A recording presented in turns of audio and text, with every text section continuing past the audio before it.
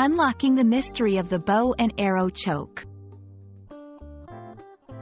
Hello everyone, and welcome to our channel. Today, we're diving into an interesting phrase that's not just about archery but is also a crucial technique in the world of martial arts. The bow and arrow choke.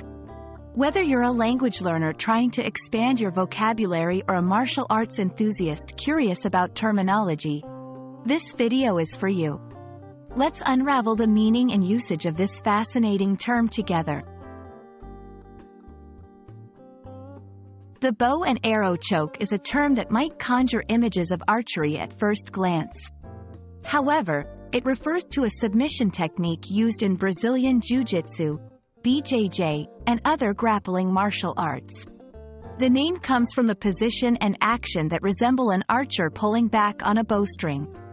In this technique, one fighter uses their gi, a traditional martial arts uniform, to wrap around the opponent's neck, while pulling on the leg to tighten the choke, effectively mimicking the action of drawing a bow and arrow. To fully appreciate the terminology, let's break down the components. Bow.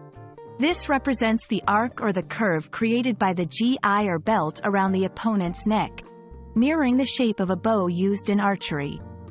Arrow. The practitioner's arm, which pulls the string.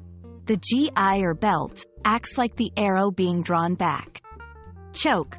This refers to the submission move aimed at constricting the opponent's neck, leading to a tap out due to the pressure. Understanding each component helps in visualizing why this technique is named after the tools of an archer.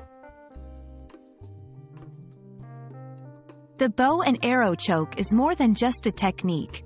It's a testament to the strategic and physical prowess required in martial arts like BJJ.